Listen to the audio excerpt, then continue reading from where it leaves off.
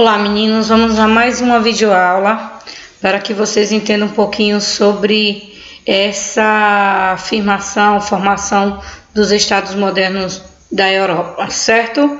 Então hoje a gente vai ver sobre um tema que vocês vão ver por mais algumas aulas, que eu vou destrinchar esse tema que é o absolutismo europeu em algumas aulas, ok? Então, lembrando, o que é o absolutismo? O absolutismo foi uma forma de governo muito comum na Europa entre os séculos XVI e o século XIX, que defendeu a teoria de que o poder absoluto do rei sobre toda a nação era a melhor forma de governo que existia, certo? Então vamos lá entender um pouquinho sobre esse absolutismo. O governo absolutista. O absolutismo foi a forma de governo que prezava pelo poder absoluto do monarca e surgiu para atender às demandas da nobreza feudal e da burguesia mercantil. Ou seja, ainda no final lá do feudalismo, ainda se existia feudalismo mesmo no início do que nós chamamos de era moderna, ainda existiam os restícios do feudalismo. Então essa forma de governo, de concentração de poder nas mãos do monarca, ficou conhecida como a melhor forma de governo para se administrar um novo Estado moderno, né? Os novos Estados modernos na Europa. Então quem era que defendia isso? A burguesia e a nobreza, que nós vamos ver daqui a pouco por que essas duas classes sociais defendiam. Então o absolutismo foi uma forma de governo muito comum na Europa entre os séculos XVI e XVIII, como nós vimos, né? E defendia a teoria de que o poder de um país, de um estado, de uma monarquia deveria estar concentrado nas mãos do rei. Como assim? Que o rei não deveria dividir o poder dele com mais ninguém, que tudo deveria ser tomado, toda decisão pertinente a um estado, a uma nação, deveria estar concentrada nas mãos do rei, e a palavra dele ser a palavra máxima, e assim poder governar da forma que ele quisesse, certo? Então, como eu falei, as classes sociais que tinham interesse na forma de governo absolutista. Primeiro, a burguesia. Então, para a burguesia, a fragmentação política e econômica existente desde a Idade Média, que fragmentação é essa? A divisão política, a divisão econômica de poder político e econômico que existia, não era interessante, porque para eles afetava os seus negócios, e principalmente por causa das diferentes moedas e impostos existentes de uma província para a outra. Mesmo em províncias do mesmo reino havia uma diferença de moeda. Então, qual era a atividade econômica praticada pela burguesia? O comércio, as atividades mercantis. Então, para eles, uma mesma moeda, um peso, uma mesma moeda, uma mesma concentração, digamos assim, o mesmo câmbio de uma moeda para outra, isso pesava muito se fosse diferente, se tivesse uma taxação diferente. Então, se houvesse um rei com poder absoluto que organizasse esse sistema monetário e econômico, para a burguesia era excelente. Então eles defendiam o direito, ou seja, a organização de um Estado absoluto, porque assim favoreceria as suas atividades mercantis. A nobreza também era outra defensora do Estado absolutista.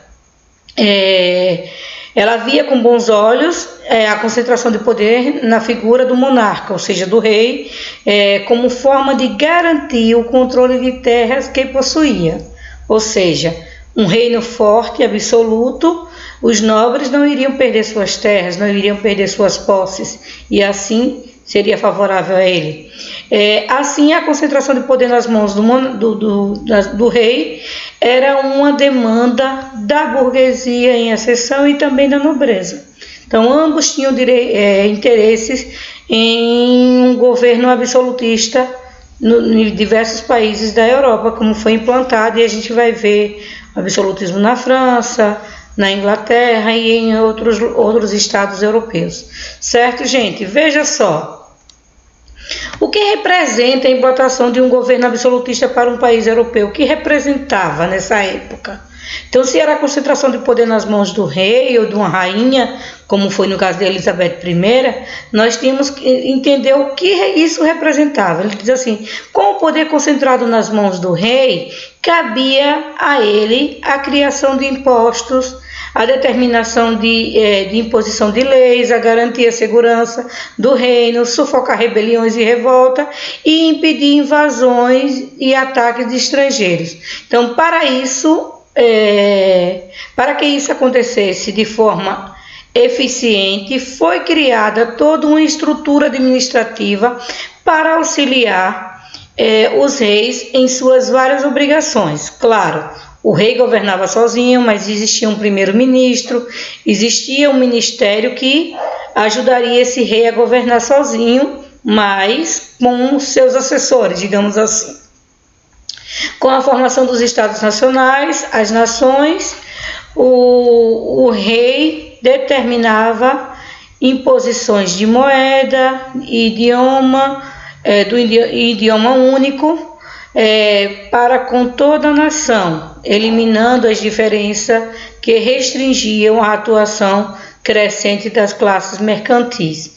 Então, assim, era favorável para um país ter uma concentração do poder nas mãos do monarca, um monarca forte, absoluto, que reinasse e fizesse com que o país crescesse. Então, a maior parte da população via isso, maior parte não, uma parte minoritária da população via isso como favorável, que essa população, geralmente os burgueses, né, aquela nova classe econômica, e a nobreza, que era quem tinha maior interesse nessa concentração de poder nas mãos do rei.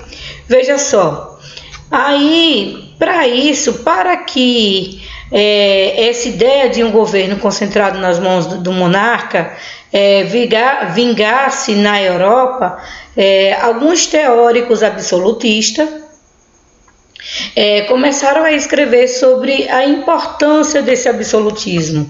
Nós vamos ver agora alguns desses teóricos e a gente vai, ao longo do que nós estudamos, que formos estudando sobre o absolutismo, a gente vai aprendendo um pouco mais sobre as ideias de cada um deles, certo? Veja só, durante esse período surgiram as teorias absolutistas, que elaboravam teses que defendiam a sociedade disciplinada, controlada por um único líder, que seria o soberano, no caso, o rei. A intenção desses pensadores era legitimar o absolutismo na Europa, mostrando, através de suas ideias, a importância da existência do Estado forte para comandar os súditos. Quem eram os súditos? Todos os outros que estivessem vivendo dentro dos limites geográficos de um reino.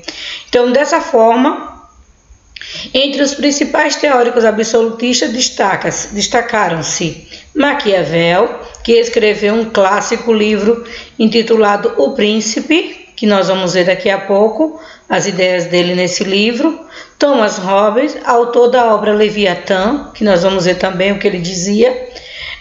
Jean-Jacques Bossuet, que escreveu Políticas retiradas das Sagradas Escrituras. É o que misturou as escrituras, a religião, a política.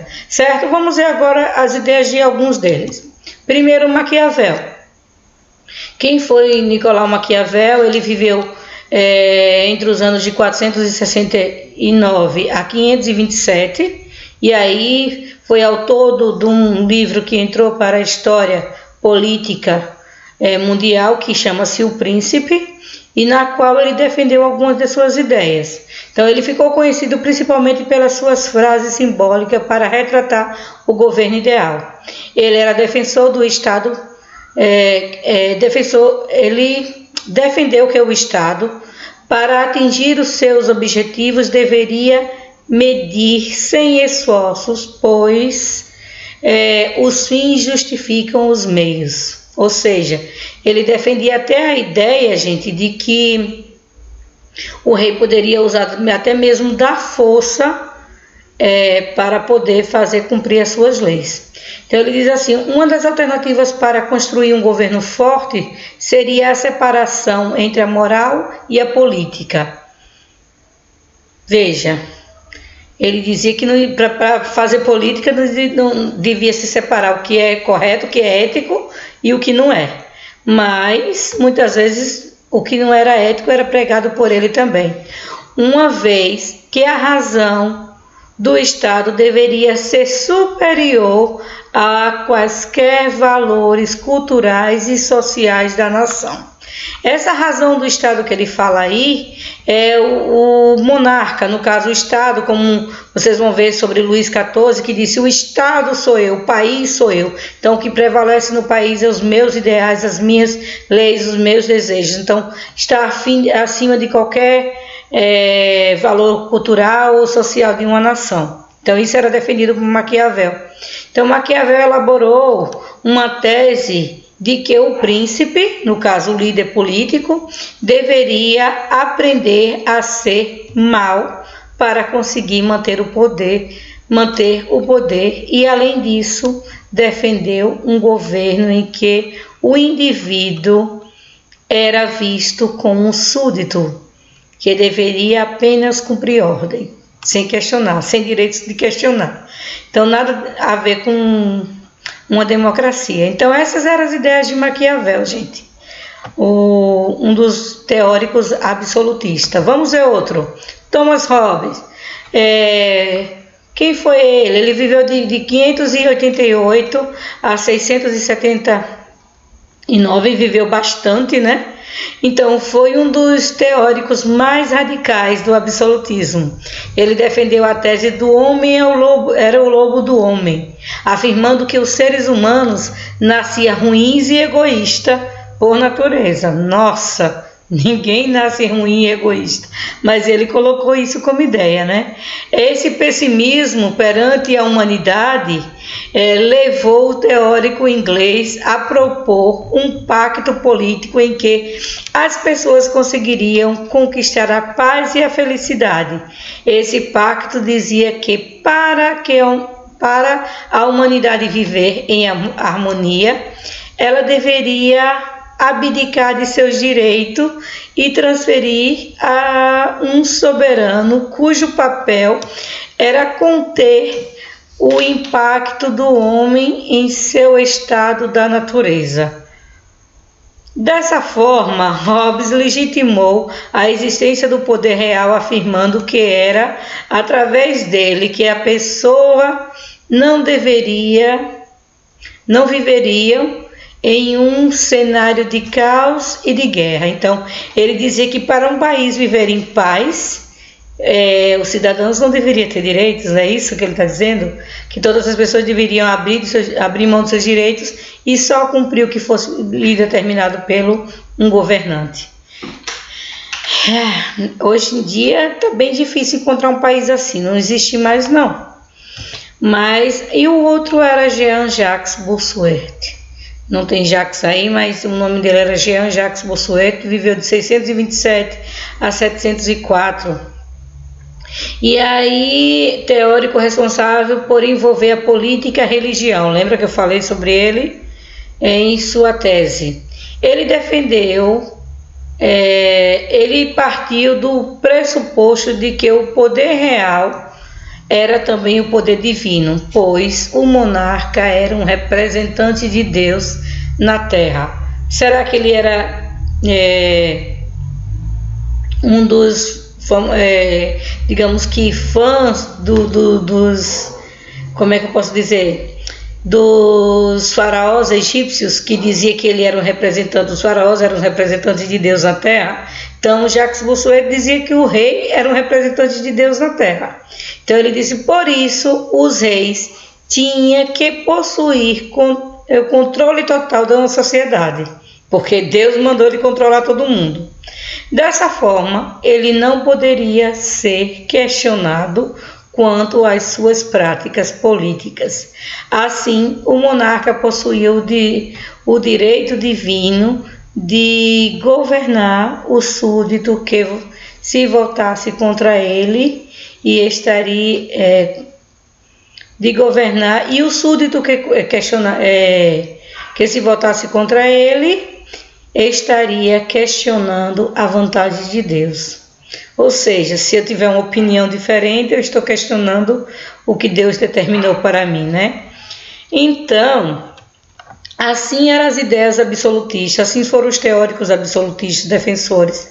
Nos próximos vídeos a gente vai ver sobre esse absolutismo em alguns países europeus e aí a gente vai entender um pouco mais como essas ideias desses teóricos absolutistas foram colocadas na prática, ok? Então até a próxima aula, gente.